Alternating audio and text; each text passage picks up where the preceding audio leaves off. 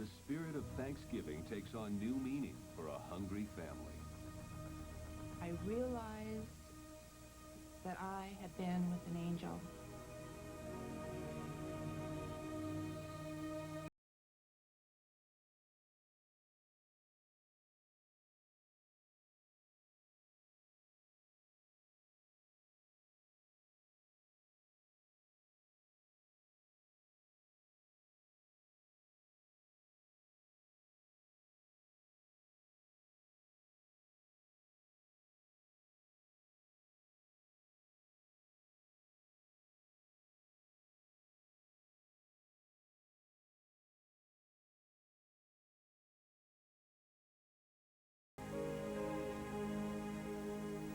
Have you ever been in trouble and wished that someone would come along and show you the way? Well, tonight we're going to meet 3 ordinary people, just like you and me, whose cries for help were answered by angels. Hello, I'm Roma Downey. All through time, angels have miraculously appeared to work their wonders on earth, to heal the sick, to rescue those in trouble, and to let all of us know that we're not alone. Coming up, a holiday miracle you will never forget. Stay with us. Since darkest hour came on Thanksgiving Day, but Ivy had little reason to give thanks. She was penniless, her children were hungry, and she felt all alone. But she wasn't as alone as she thought.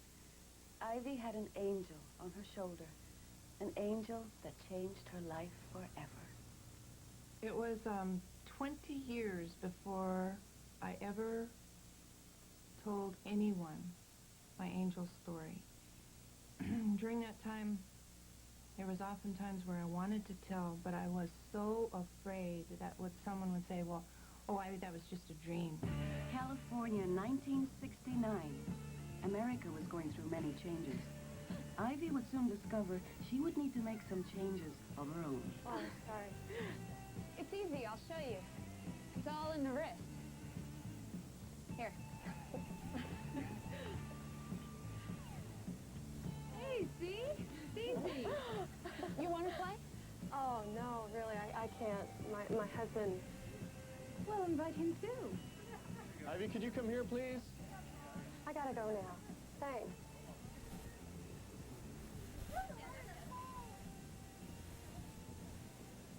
Ivy?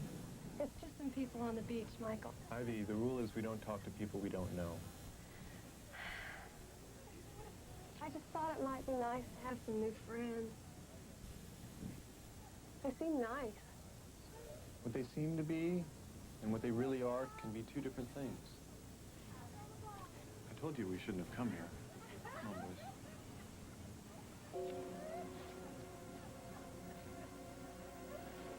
There was a part of me that knew there was more to life than what I was just living with all these regulations and the no's. And so I started a real search for myself and really went on an exploration trip.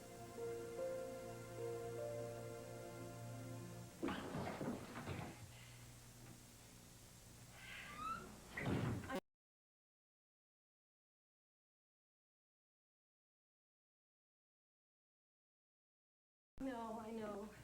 I just lost track of the time. Ivy, you're being selfish. You know, the kids and I have to eat. We cannot wait for you to come home at your leisure. I just went to the library, Michael. But I found the most incredible book. I don't want to hear about books, okay? You have other priorities. I would like for my priorities to include a movie. A movie. So you're putting books and movies ahead of the family now, right? Listen to me, Ivy. I know what is best for us, okay? For me, it was very depressing because there was so much negativity, and I wanted to do more than just follow all the rules. I'm going to visit some friends. Well, why are you being so secretive? Why didn't you tell me you were going out? Because I knew you wouldn't approve, Michael. I need to have friends, other things in my life. Well, what is wrong with the things we have? Nothing. Fine. For you. But this just isn't working for me anymore.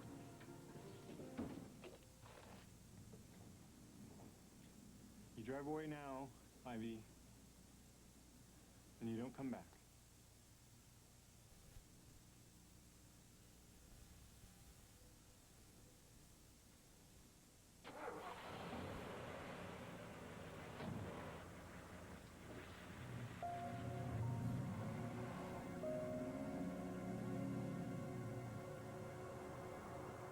We were divorced, and we moved, the boys and I, to a little one-bedroom apartment in San Diego, very close to the beach.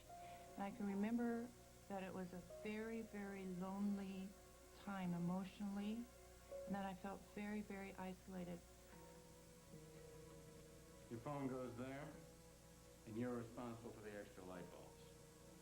You can bring your truck around to the back alley and unload your furniture there, if you want.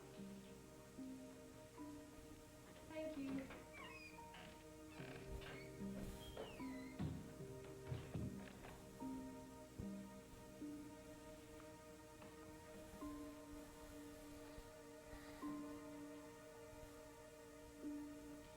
Yeah, no wait at all, right? Stay off it.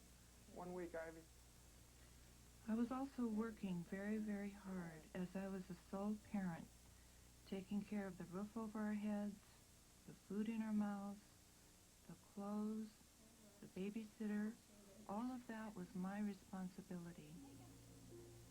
We didn't have money to buy furniture, and no one was around to help out. My parents lived overseas, and the boy's father had been in an accident and could no longer provide any support. Thankfully, my boss, Dr. Miller, was a true friend. I thought you might find some of this useful. That's very kind of you, but... You know, this chair would fit nicely by the window. You could catch a breeze there while you read to your kids. Thanks. It was totally my paycheck that supported the whole family. And we just didn't make it from paycheck to paycheck. I even went for food stamps. I'm sorry, ma'am. Your income is $2 over the maximum allowable in order to receive food stamps. $2. So I can't get anything. No. You don't understand. I have 2 kids to feed. You see all those people behind you? They all have kids to feed too. We only have so much money. No, I'm sorry.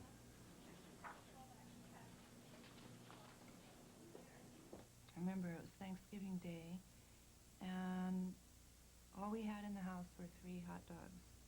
Payday wasn't until about 3 more days. And I can remember that Thanksgiving Day waking up and realizing that there was nobody else's home that we were going to, that we had not been invited by anyone for Thanksgiving dinner, and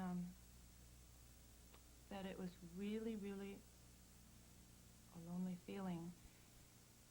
And what I did was I packed up our 3 hot dogs and the 3 of us, and we went to the park. Nice hit!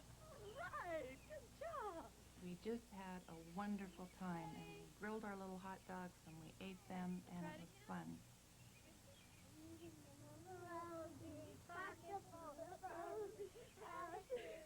And even though to the boys it looked like it was a total celebration, inside of me, I was very, very scared. Where was the strength going to come from for me to be able to do this week in and week out, week in and week out? Mom, do I have any more hot dogs? Oh, honey! Oh, honey! I made Thanksgiving dinner for you and the boys, but you left so early this morning, I didn't get a chance to invite you. Come. Come. It's very kind of you to offer, but we wouldn't want to impose. Turkey? Pumpkin pie? Oh, please. I made it just for you.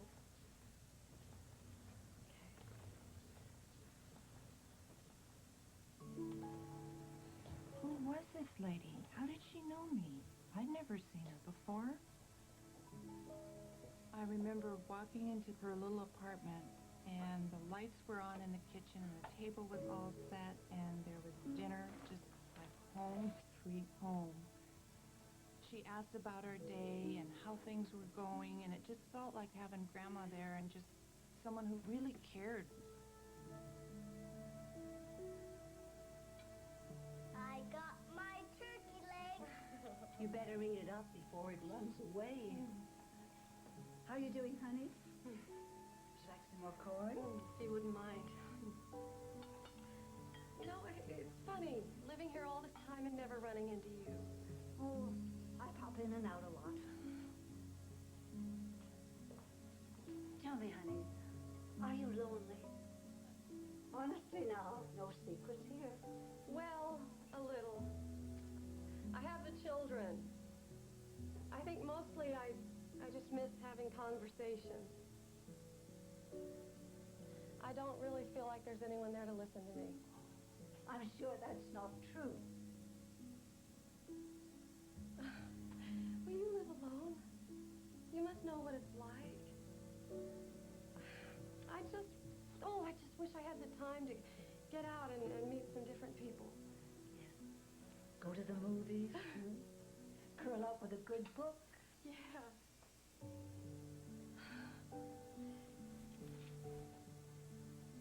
How is the furniture from Dr. Miller working out? Oh.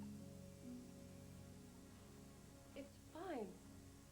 He's been very generous. Everyone should have someone to help them like that.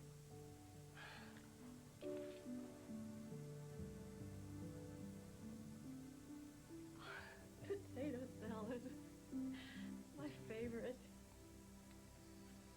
How did you know? So glad you came. I know you like to read, so I put something in here. I think you'll like it.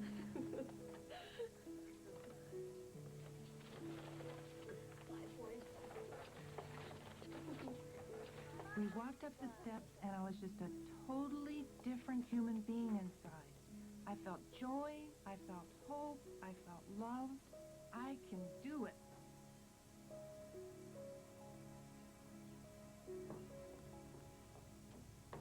The next day, I went down to thank my new friend for the wonderful dinner and for her kindness.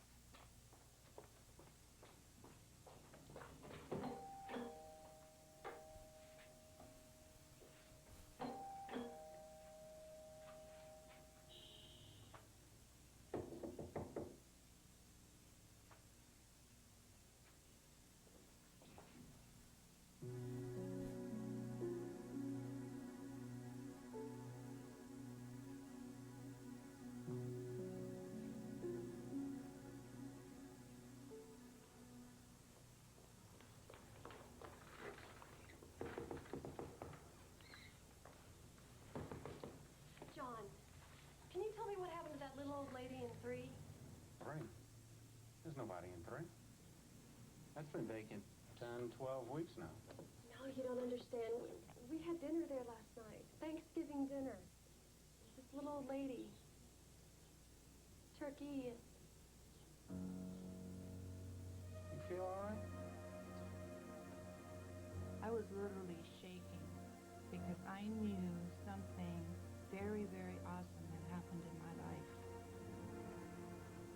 I walked up the steps back to my apartment, and I can just, even now, I get goosebumps, just being very, very alive and very, very tingly. And I realized that I had been with an angel.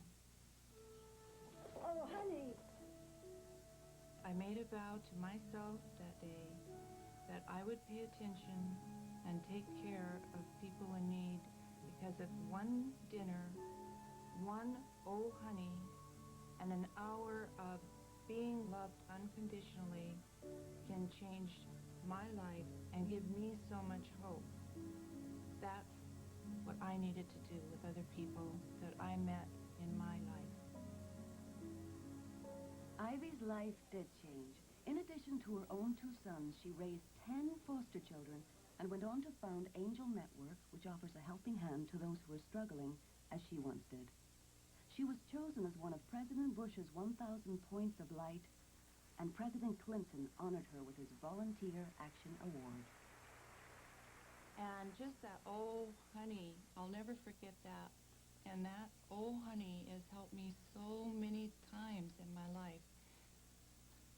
Somebody cared. Somebody was paying attention. Somebody loved me, you know? I was an old honey.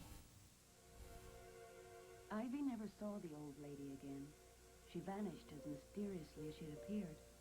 But to this day, Ivy believes she is still being watched over by her own guardian angel. Can and do happen. So the next time you hear of a person making an amazing recovery from a life-threatening illness or someone narrowly avoiding an unforeseen tragedy, remember, it may be luck, it could be fate, or it might just be the work of an angel. See you next time.